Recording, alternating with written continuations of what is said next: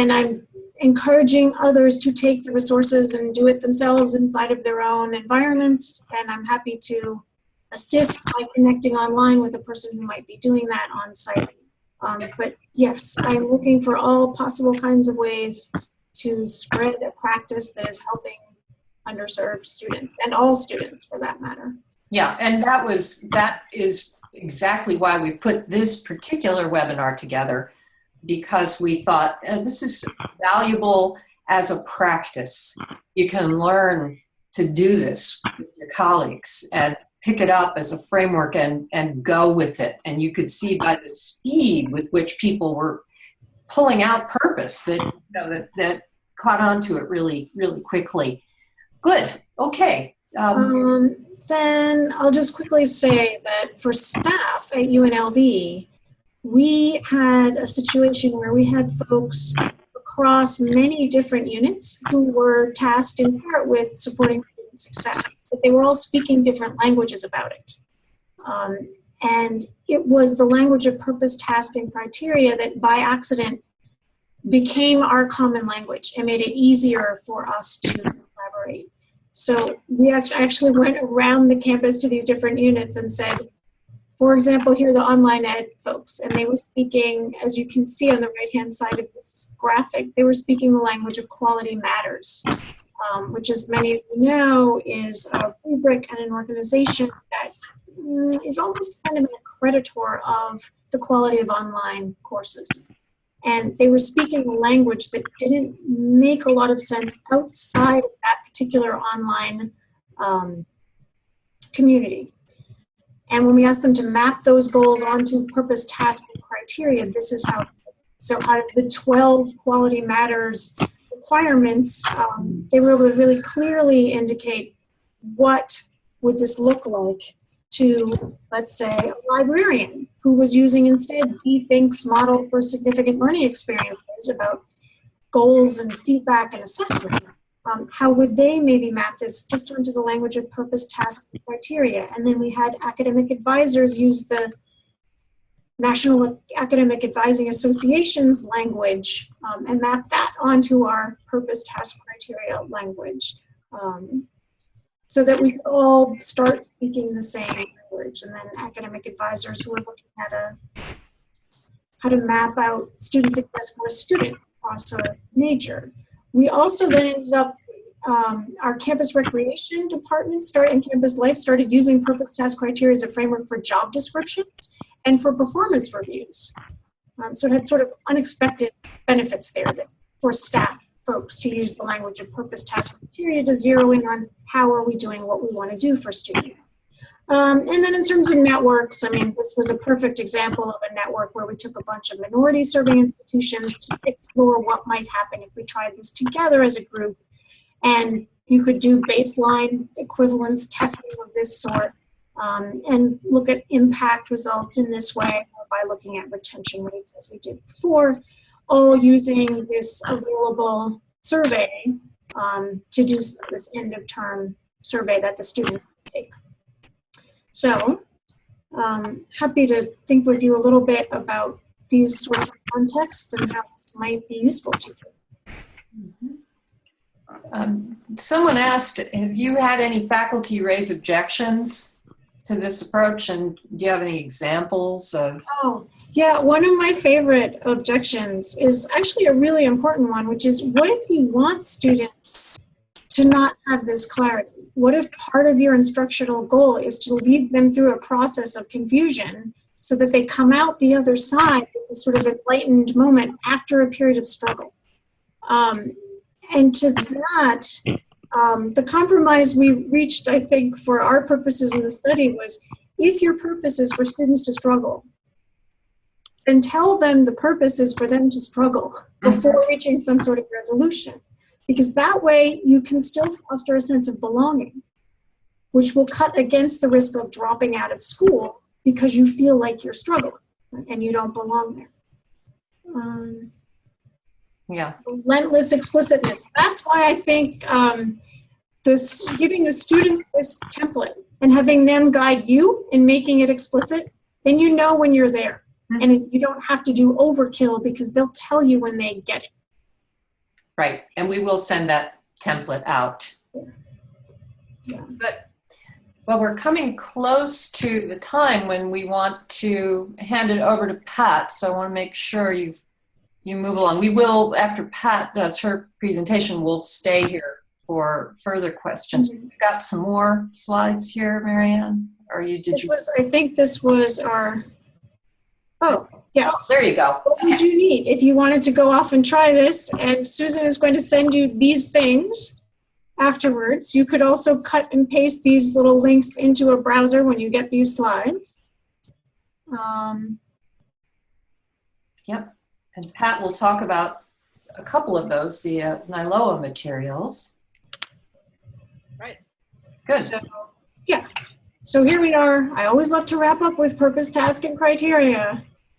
And so we are leaving here with some understanding of this research and strategies, thoughts about strategies you could use, maybe a draft plan in your heads, certainly a set of resources that you could use to go do something about this equity challenge in higher ed.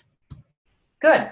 Okay. So you're ready for me to share with Pat. Hang on a second. I gotta go find Pat. Where you're on the list of so many people. Let me go down there. She's near the top of the list if you have it set up top to bottom. I do, but it's alphabetized itself. I'm going to get to her. Just a sec. Nope. I got to. Sorry. If you give it back to me, could I share it with her? You've still got it. Oh, I do. I've got her. Here Okay. she is. Okay, Pat, co-host. All right. Go. So can you hear me? Yep. Great. All right. So I'm going to share my screen with a little luck here.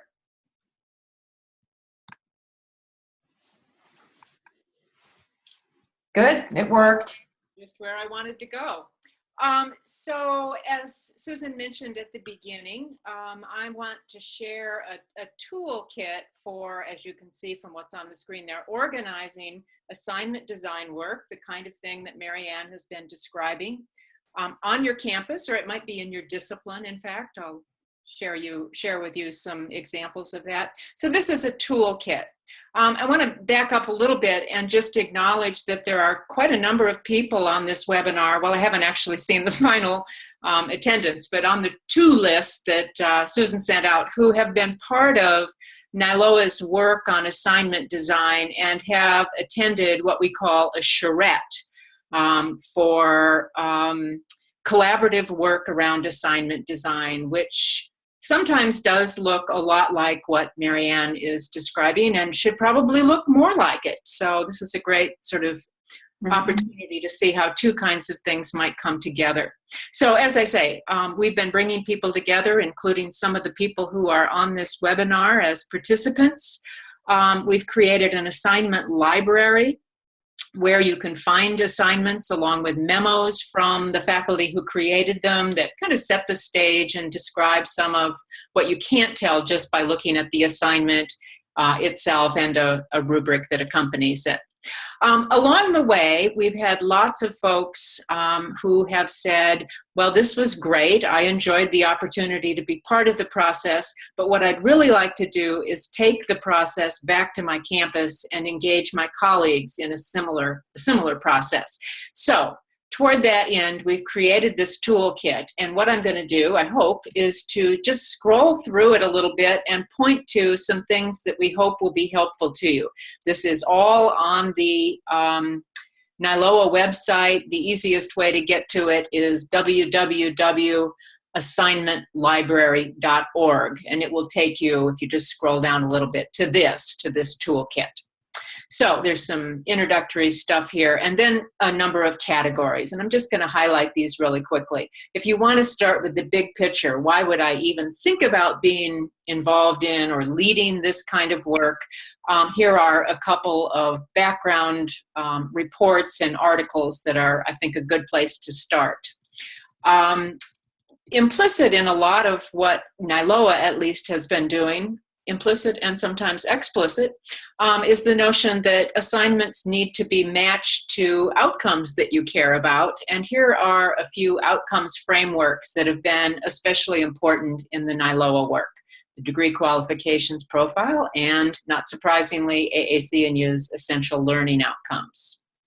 So then we come to the NILOA charrette model and materials. What you've got here are things that we worked out in the process of running the charrettes that, as I say, some of you attended, but presented in a way that you can. They're templates, they're models, you can adapt these. There's a kind of example of a invitation you might send out to colleagues on your campus, an agenda for the day or afternoon that you might spend with them, and so forth. We have some guidelines for the facilitators of these charrettes, and if you look at the third bullet there, guidelines for charrettes that don't have facilitators, because that's not always possible.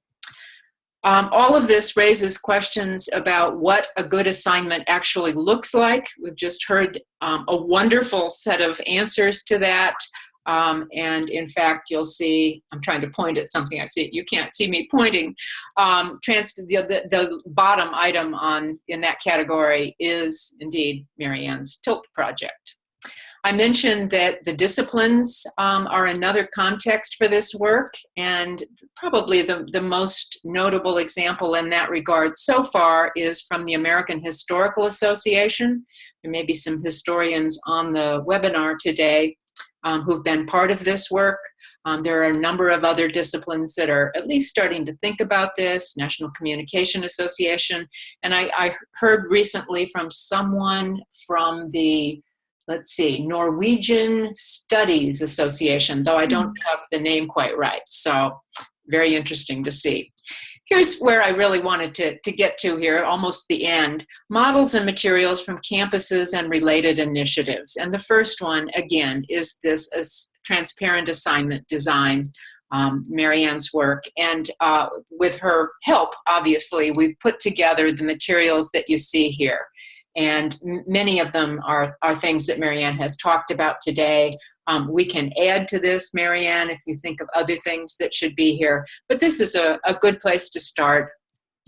The other set of materials from a campus at this point, we're eager to add more, are from Washington State University, which held a 2-day workshop on assignment design back in May, which I had the privilege of being part of. And Kimberly Green, who may be on this webinar today, developed some wonderful materials which are here. And finally, there are some presentations and webinars on all of this, and we will add this one to that section. So that's the deal. These are all open access. You can download them. Obviously, there are some links, but also files that you can download. And we would love to have you use them and to hear from you about how they worked and what you might contribute beyond this. So that's where I wanted to go. Great. Well, we did this in an hour. You did. We actually did. I'm pretty amazed. And we knew we were going to be aiming high, and assuming that you came in with a fair amount of background knowledge. We do have some time, and I can unmute you if anybody wants to speak up and use a voice rather than write. You can unmute yourself, just speak up, or you can put your name in the chat box and I can quickly unmute you, because I can actually scroll through everybody who's here. And can very quickly do that, or you can do it yourself. Anybody want to pursue anything? I know, was it someone saying, great session, gotta go. Further questions about retention and the retention numbers? You may have answered that question really well. Anybody else want to speak up? May I ask? Yeah, go ahead. This is Tracy Walker. So I actually have 2 questions. But the first one is, are you planning on looking at other features besides retention in future studies?